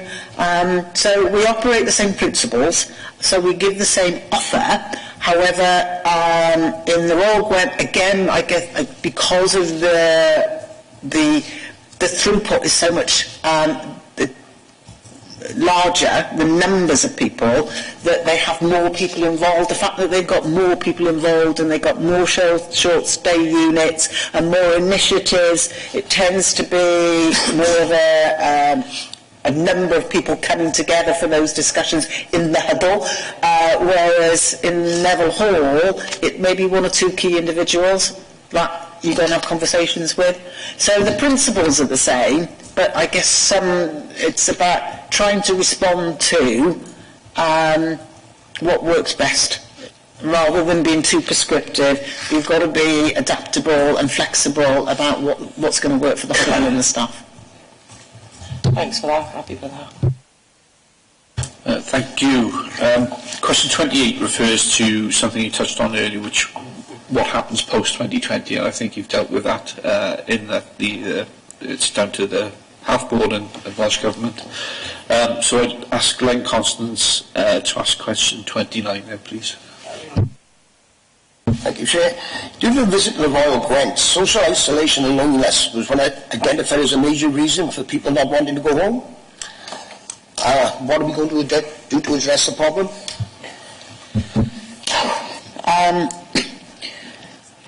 yeah, again, we're probably only touching on this is just part of, the tip of the iceberg. We have, as you are aware, we do have we've created posted on community connectors, who can do visit people in the community and try and connect them with other people who are feeling isolated in the community. The Age Connect do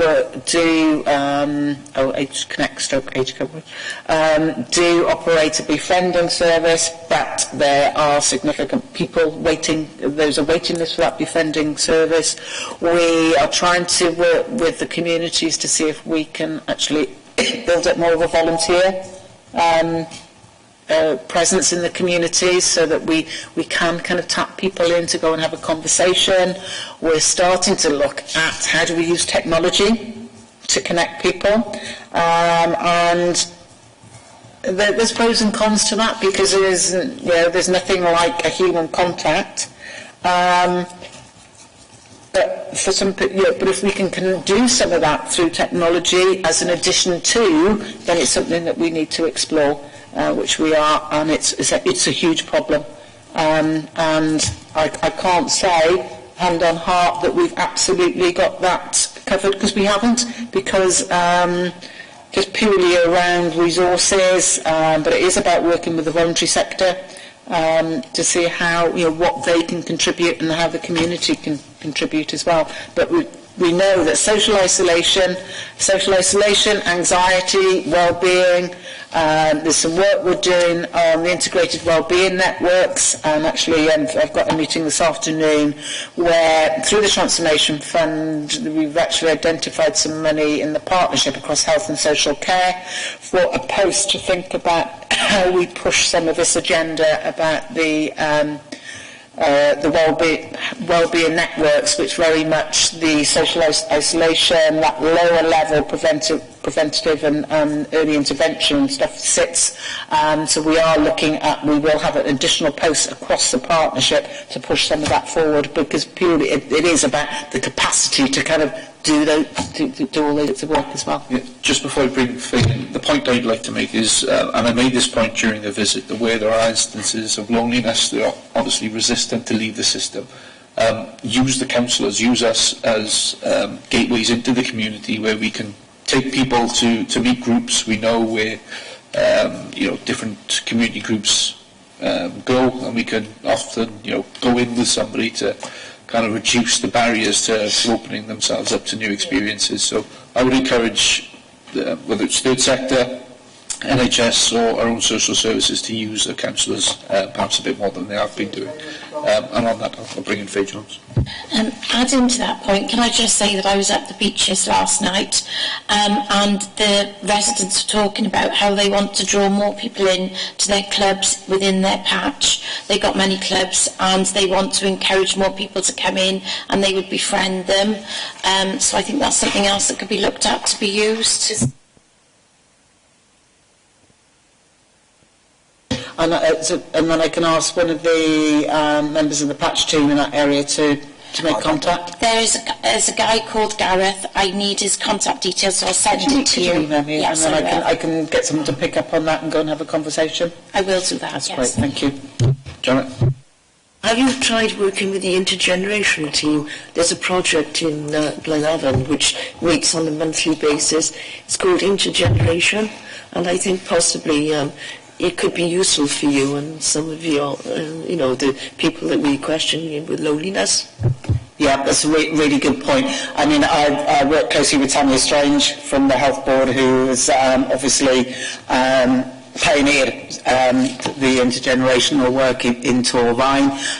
Phil Diamond from the Transformation team based in Torvine is working with the patch teams as well, looking at how we link the schools into those patch teams. So yeah, absolutely, I think that's the opportunities that we've got to extend that, and how we work with the schools, I think is great opportunities there. And again, we absolutely would support that, and hopefully with the additional posts we can take some of that forward. Okay, thank you. And then last few questions, and if I could ask Faye to come in on question 30, please. Thank you. The benefits of the Home First service can be seen, and that's really, really good. But whilst we encourage people to be independent and go home, are we at risk of crossing the line of forcing people to be too independent?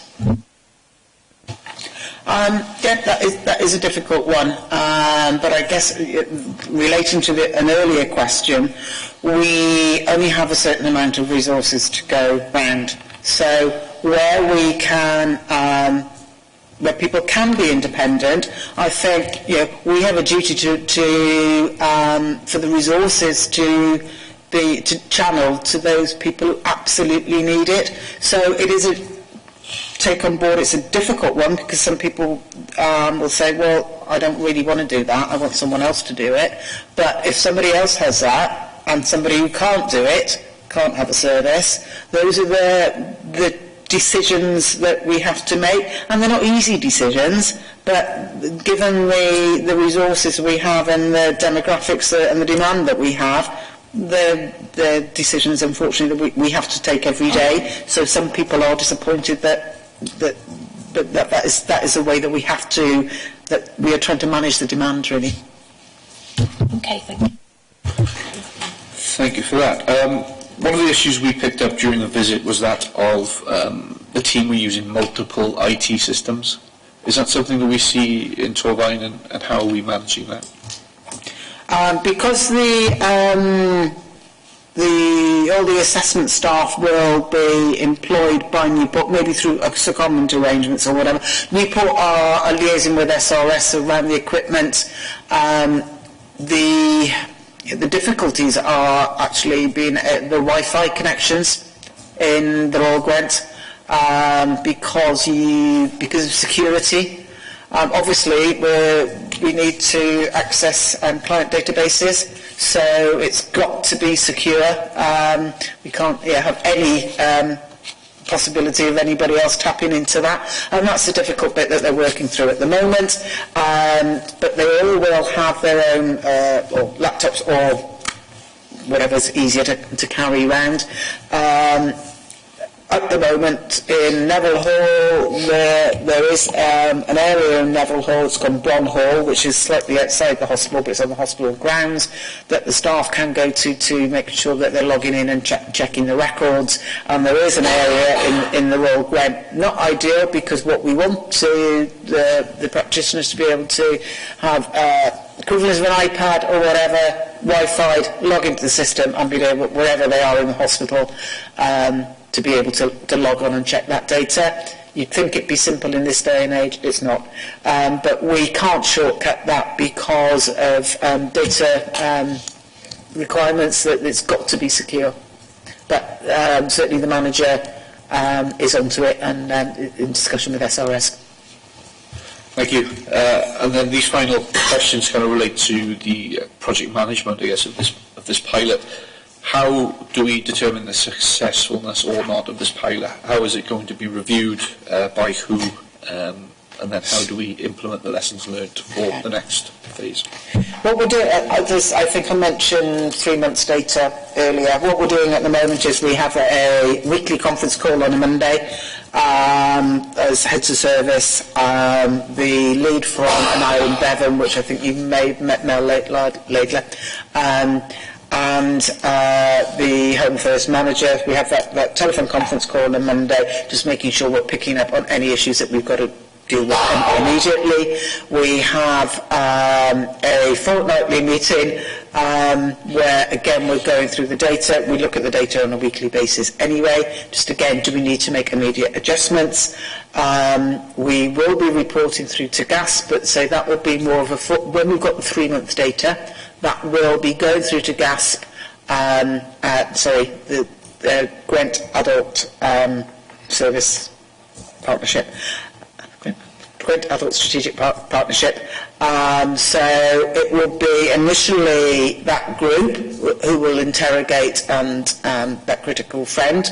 However, ultimately it will report to the RPB, the Regional Partnership Board. So that's where the ultimate scrutiny will come from the governance arrangement. And the So there are a number of health and social care managers on the GAFS group, and obviously there are exec members as well on the regional partnership board. So I was just 3 months, and then we will be looking at that formally on a 3-monthly basis. But we will also pick up on our fortnightly meetings with the health board, and if there's anything that needs to be flagged on an urgent basis, we will pick up straight away.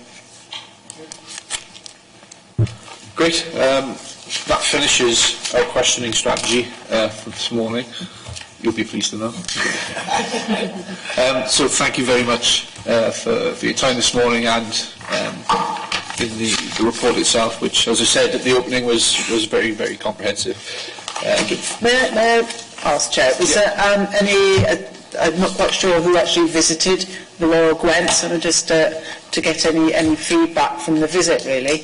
Myself, Rose Seaborn, and Rebecca visited, along with who's the other business support officer? Jackie Tranter. It was really very, very good, very eye-opening. We went into the ward itself and had a look at the hub, and they took us around the processes, and they were able to spend 15 time communicating the benefits of the programme, what it is they've been doing, and how they identify the people that they work with, and ultimately the outcomes, which is perhaps the most important part. It was an excellent visit. Okay, so I certainly think it's an opportunity there that we can grow, and say it's early days, but certainly great potential there, I'd suggest. Okay. What we did in Torrine as well is we very much want to try and get this message across about Home First. So we have got lanyards, and part of the work that we do in adult services is the message that we try to get across to people is what we're here for, which is enable me to live the life I choose, the way I choose to live it. So that's what and then hashtag Home First. So if anybody would like a lanyard, I have plenty here. Also, one of the things that people were telling us that with the new patch teams, they had no idea who to contact and when. So here we are. It's all our patch teams. I am Welsh, okay, and this is Welsh, obviously. So there's some pens there as well, which will then give you the numbers. Okay? So,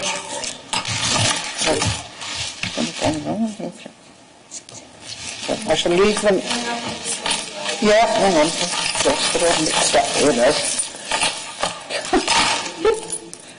Anybody else that wants some, I haven't got loads, but I have got some, so.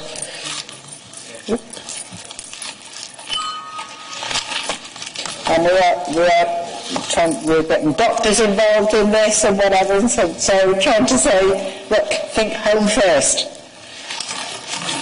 Rather than people coming into the hospital and then immediately coming with, they can't manage at home. Yeah, So what we'll do now, I'll just remind members as well, the question is finished. We've got a period of time now to look at the scrutiny activity required and to make some recommendations. So if we spend the next 10 minutes, we're slightly behind where I wanted to be, but if we can spend the next few minutes going through that, then we should be done fairly quickly. Again, Jill, thank you very much this morning.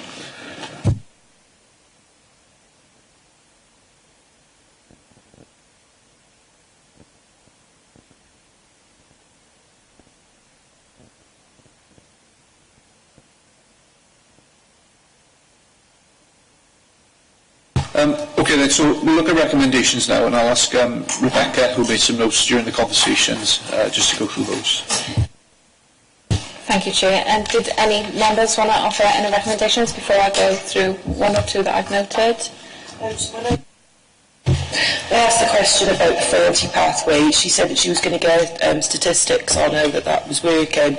So if we could put the recommendation in that she does follow that. Yeah, I put that one down more as an action point for Jill to forward that on to me, and I will forward that on to members.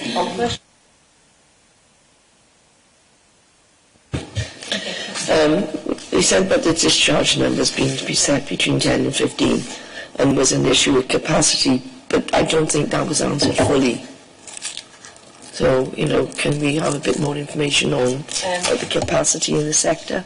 Again, that's more of a question rather than a recommendation, right. So perhaps we could phase it, perhaps that the capacity issue be monitored, and any issues arise that then be dealt with that way.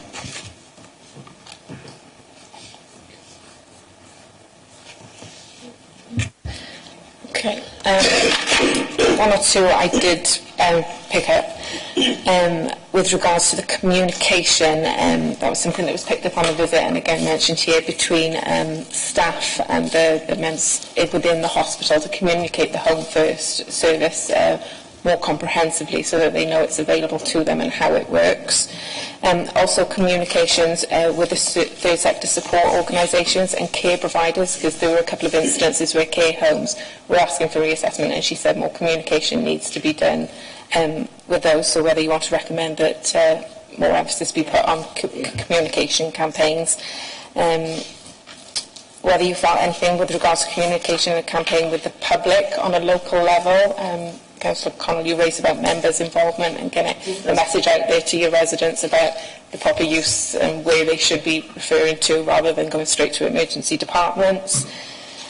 Again, they've only just, again, it's only been recently started, but more work on feedback from those that have gone through the Home First process, whether, again, that would help build their data and their analysis of how it's working. And one finally at the end there, Councillor Collins, you raised about the IT issues, so whether you wanted to recommend perhaps to the executive member for the SRS that they speak to their officers to make that a high priority, that those IT issues are resolved. One or two action points then, Councillor Jones, you raised one then. Councillor Malson wanted some more information on the mental health discharge issue, information on the initiatives that the Health Board have put in place, and a brief note from the community resource team. Could we have some information on continuing care and how that interacts with the Home First policy?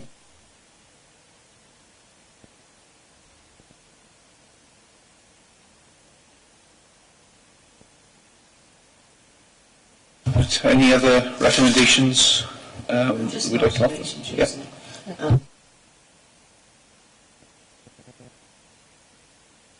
Concerned about the possible closures. How are we, and Jill said she doesn't have any influence with Bronavon, but surely as a healthcare and social, we have a duty to try and look after the needs of these people. So is it something we can question or can show our concerns about the future well-being of these people, these residents? I'm not sure that that would fit within the remit of this committee. Firstly, I think that's more a housing issue, and also I think because those are relevant to two specific wards, so it may be something that those members want to pick up outside of this committee with the Chief Officer.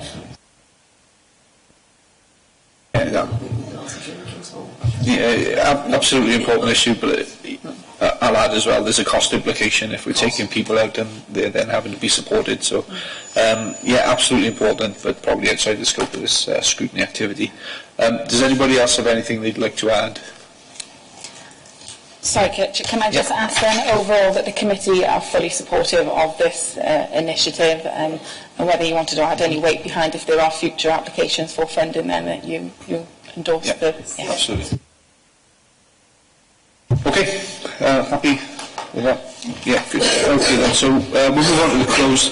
Date of next meeting is Thursday the 31st of January, probably 2019. Oh, not ready for that yet. 31st of January. So I'll ask Becky to run through the pro forma for the next item, and if you could offer your views. Thank you, Chair. Yeah, so you'll see from the pro forma that the next proposed item for the January meeting is the review of domiciliary care provision. This was selected by the committee at your visioning meeting. It has been postponed from a previous meeting, so it's timely to take it in January. It's also just been to the Cabinet this week. So I just wanted to seek members' views. Obviously, I know it's short notice you're looking at it, but whether you've got any views on any invitees you'd like to come along to the meeting, whether you think it would be relevant for the executive member to come along, or any visits that you would like to partake, or if you'd like to give it some consideration, or perhaps drop me an email or the chair an email after the meeting if you think of anything. I think, off the top of my head, it would be handy if we could get a visit into maybe one of the facilities to see how care is issued at the moment. An input update from the wellbeing team that's, working north and south as well. I would have added, actually, it's probably, we do a lot of visits to see the south of the borough, so maybe we need to do something in the north of the borough in Blaenavon.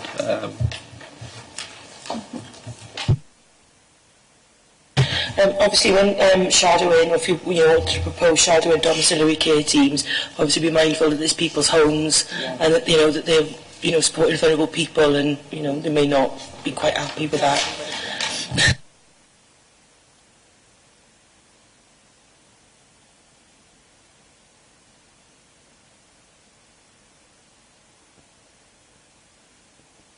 Okay, so with that, we'll close the meeting and we'll see you before the 31st.